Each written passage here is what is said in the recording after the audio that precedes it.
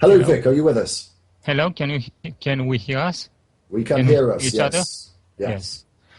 Yes. The argument that I wanted to actually talk the last time when I was kicked out, apparently by an atheist upset. Usually, the atheists confuse the argument that atheism itself has no morality with the idea that an atheist could find an objective morality in something, in Well, religion, can I in pause you there? philosophy. Maybe you'll be able to help us with this.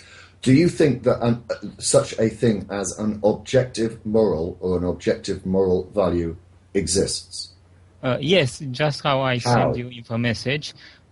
This is an argument that people as Dostoevsky, Jean-Jacques Rousseau, and Friedrich Nietzsche will agree that if there is a God, then we should have an objective morality, and if God is good.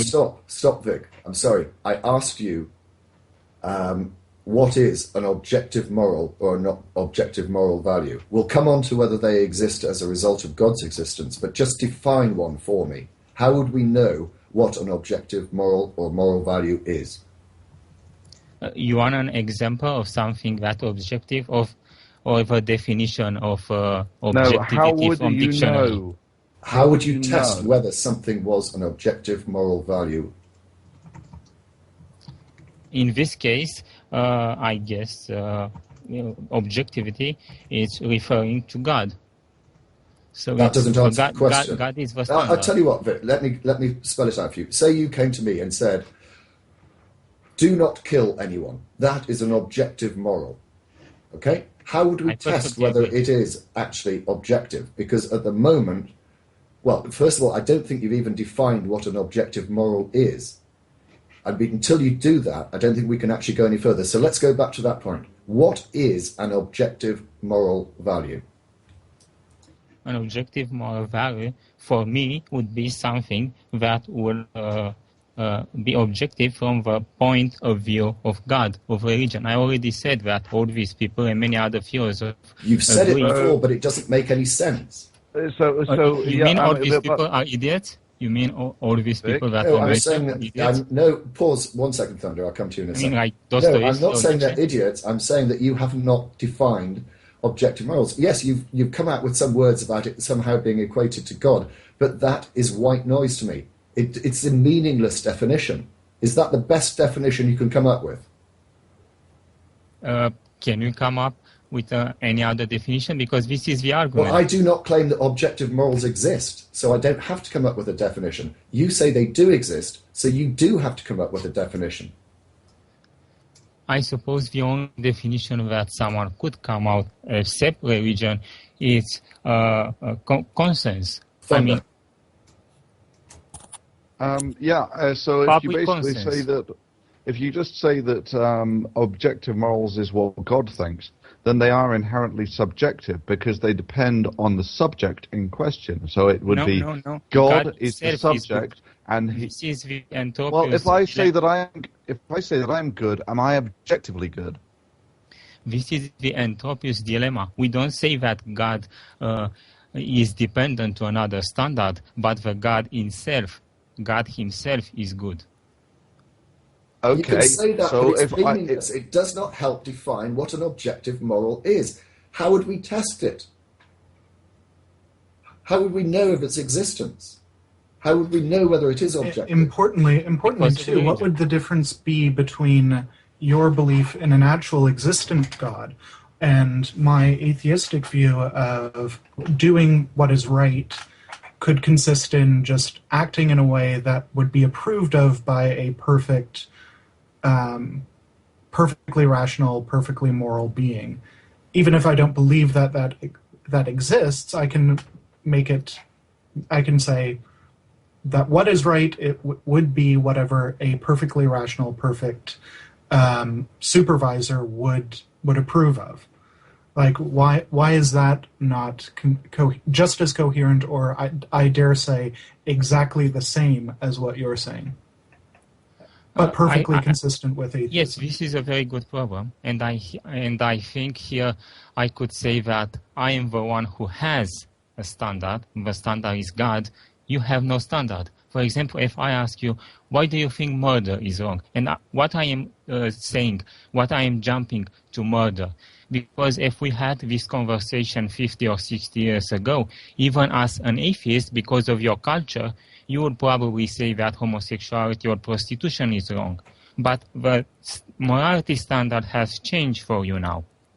Who knows, 200 years in the future. I'm sorry, but religious standards also change. If your point is that your standard or religious standards are... Has changed very little. Pardon me? Has changed very little. Your standard has really? suffered a dramatic change. I've been to a church service religious genocide. Slavery? That is wrong according to... Sleeping with your sister. Sorry, killing troublesome children to death? Is wrong according to... Killing non-believers. Rape. Okay, that was Stoning in the a Old stick Testament. collector? That is in the Old Testament when there was a higher purpose, and the purpose was the salvation of humanity. White noise. Let's go to concordance. So if your objective ruler is your measuring stick is whatever God decides is moral, then you have an obviously subjective moral standard. It is subjective based on God's standard. If God has a property, that means that God can only choose to do certain things. He can only... No. This is the Entropius dilemma. We already talked about that. God himself is good. He does not obey to another standard. So he's not omnipotent. Without evidence. It's a non-omnipotent deity. It's a deity that is subject to an external moral standard. Do you understand what that means? If God in himself is good, then he doesn't define good, right? He's objectively good, but only because the universe has some property of good or evil. Do you understand what I'm saying? No, you do not understand. You are trying to rephrase the Entropius dilemma. First, your definition of God being omnipotent and all that does not count. How do you know? Here's the problem. Wait. But your please. statement about God counts. Right, so in other words, how do you measure the behavior of God? Doesn't? The behavior of God does not need to be measured. How do you measure? There is no way. I see. So again, we return to the original position. We have no way of measuring God. We assume subjectively, we assume that it is a property of God, that whatever God is a good thing. So it's still dependent upon the perception of God. Whatever God perceives, whatever God believes, that is our subjective standard. Do you see? We have no way out of this loop. I understand. I don't have how to measure, but you don't have. According to the atheistic standards, there is no way you can absolutely say that. Hang on a second. Your point is that objective morals are what God says, but you're not able or capable of testing God and understanding what those are. So how dare you come on here and say you know what God says when you can't accept that you can't in any way question or judge or assess God? So what if God violates his own laws? What if we read in the Bible that God does something that you would say is objectively immoral? All the things we've already cited, slavery, rape, murder, mass murder, genocide, torture, all of these things. Can God commit immoral acts? Of course not. First, God cannot kill anybody because God only basically kills the body or call the sword to himself. What on earth are you talking about, Vic? Have you read about the story of the flood? God can't kill anyone. He killed the entire world. How many innocent children? Don't be afraid of those who kill the body, but of those who can kill the soul. Okay. So can I kill your body? Is that okay? It's not okay because you're not God. Oh. He's got you there, No. He's not talking about killing your soul, Vyckro. He's talking about killing your body. Killing the body, yes, God is the only one in position to know that we have a soul and that he could call very bad soul to his, but you do not know. For you, it would be just a crime. The question is, why killing me or some other person would be bad from an atheistic point of view? This is what I really want to hear. Well, because we are a social species and our well-being is actually tied to our ability to work together in a coherent society. This entails certain limitations on behavior. For instance, killing. Right? If you actually kill more people than you actually have born, then you won't have a stable society and your species will go extinct. Right? Some of these are actually intrinsically defined. But let me ask you. I do not understand Vyckro, let me ask you a couple of questions. Right? You know what is objectively right, yes? Yes, I think. If I ask you a question, you can say with absolute certainty if it is objectively right, if it is part of God's. If it is what God wants, then it is objectively correct. Yes? I would do my best. Okay. Is cutting off a baby's arms wrong? That would be wrong from a theistic point of view because it causes suffering, but I do not understand why it would be wrong from... No. Whoa. Something just happened there, because the only reason why you said anything could be immoral is because God commanded it to be immoral. Yes. So you can't say, I'm sorry, you've absolved yourself. You just threw out the ability to say that suffering is wrong. No, because there are commandments that Jesus left about your neighbor. And they mention suffering? And they talk about suffering? They imply suffering. They don't say suffering. They don't say suffering. Do I recall something in Psalms about suffer the little children and spare the rod, spoil the child? And kill people. Does that not suggest that you should beat your children? I don't think so. I am not under that command. But you do accept that it says spare the rod, spoil the child? What is your interpretation of this biblical passage? We do not interpret the Bible as the Bible believers do, but we are interpreting the Bibles in concordance with what the fathers of the church said, with what I'm not getting an answer here, Vyckro. I'm not getting an answer. I am not a theologian. What does spare the rod, spoil the child mean? I am not a theologian. I do not know that particular verse. In English, I do not even understand it very well. Okay, right. Well, let me ask you a second question. Right, you seem to have now shifted from what God says is good to if it causes suffering, then it's evil. Unless God commands it. If God commands you to cut the arms of a child, is that good? I don't think that God could command me that under this law. We've already established that God was quite happy to commit global genocide to kill every infant on Earth. If he is willing to kill every infant on Earth, and you've accepted that that was actually a good deed, what is out of character here between saying cutting the arms off a baby is wrong? This is clearly within the story of the Bible. This is clearly within the character of God. So if God says that he wants you to cut the arms off a baby, is cutting the arms off that baby now right? I suppose that would depend. I mean, maybe that baby has cancer on his arms, and God just wants me to save him.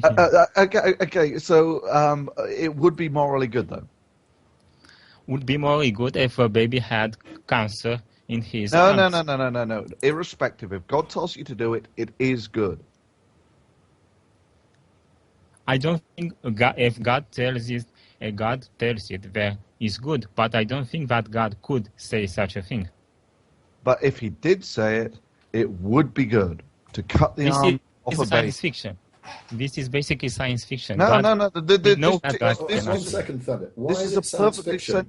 Because history and the Bible is full of examples when God has spoken to people and given such instructions. So why are you saying it is science fiction? It isn't. It is in the only document that we have that gives any evidence of God's nature or character. It's in the Bible. So when God instructs it, why are you saying this is science fiction? Because we are under the new covenant, and God could not command it now, because now we already knew the salvation. So God can change. Previously you said that God couldn't change, and now God can change, and not only can change, he has changed. He's changed substantially from the Old Testament to the New Testament. No. This is your theory that you are talking about in No, it's yours. I'm questioning you about it. It's not mine. No, it's not. I just said that in the Old Testament, God followed a higher purpose, and that was the salvation. Today, that purpose does not exist. Our perception of God is changed, not God himself. So let me ask you the question. Then we'll come to you, Michael. I'm curious. We were talking earlier about. I answered to all your questions. Let me just finish up. Vic, we will come to your question. Don't worry. Yeah. Thunder. So, is it objectively wrong? Is it objectively right or wrong to dress a baby in blue? To dress in blue? To dress a baby in blue. You've already said if God says, I want you to cut the arms of a baby, then that's right. If God says, I want you to dress a baby in... Sorry, no. Is it objectively right to dress a baby in blue? In other words, does God think that it is right or wrong to dress a baby in blue? I don't think that God bother with this kind of minor problems. Why not? You say that there is an objective right and an objective wrong to everything. There is an absolute morality. So what is the objectively correct color to dress a child in? The color that suit that work with the baby, that suit the baby, that. So God determines that, though, because what the only objective definition of good is what God is, according to you. So God determines what is the correct. Sorry? What it has to be anything good in dressing someone in black, blue, yellow, white, whatever? I think the point here is Vyckro, you cannot, right? You are very. It's very easy to say what is morally right and wrong when there is a strong selective pressure, like your species goes extinct if you don't do this. Right? Those are biologically. Why should I care? Why should I care? Why should I care if my species? Because you say there is an objective morality. No, according to atheists. You can't say what is the objectively correct color to dress a child. No, according to you, to the atheist standard, you are putting the question. Why should you care if humanity goes up and only the cockroaches or the bats live? Why should you care if you live your life satisfactorily? Is that the question that we have? One second, Thunder. No. Because it's only fair that we understand what Vic's question is so we can address it. So, do you want to just repeat that? You're asking why, on an atheist viewpoint, we should care whether humanity survives or not. Is that what you're saying? Yes, I want a clarification on what Thunderfoot said about why should I care. And I asked him why... About what? Just pose the question again so we understand it. So that would be the question. Thunderfoot asked me that we should do that and that because if not, our species will go extinct. And my question would be, on atheistic point of view, why you guys care if humanity goes extinct and only, let's say, the bats survive? Okay, right, I've got that. And I will go, 1 second, Thunder. I will come on to Thunder. Then I am going to take Michael and Concordance next, as they've been waiting patiently. But it does... I'll just throw in my tuppence worth before the ball starts rolling. It does strike me as odd that you seek to claim that atheists don't care about this, and as a theist you would, when the book of Revelation says that we're all doomed anyway. Maybe a side point. I'll leave it. Thunder, then Michael, then Concordance, then we'll come back to you, Vic. Because all species have a sense of self-preservation. It's biologically defined. Michael. If you didn't have a sense of self-preservation, you wouldn't be here. Okay, Michael, then Concordance. So I think it has more to do with just trying to... why we would care about each other and why we'd care about our species generally. Just has more to do with something that you pointed out, Vic, which was suffering. And that we all sort of intrinsically understand that suffering is bad, and that people should have a right to live their life and to enjoy life in some sense as well. I don't see what is particularly added by including God in the mix. It seems to me to be enough that we just try to limit suffering, try to live our lives in good, rational ways, seek the truth, and to allow other people to do the same thing. So I'm not. I think the point on the atheist side isn't so much that we have to prove that something exists that you deny. It's more so that we understand that every human being, whether they're religious or not, seems to understand this. And what we deny is that anything of any value can be gained by including something else that wasn't there before.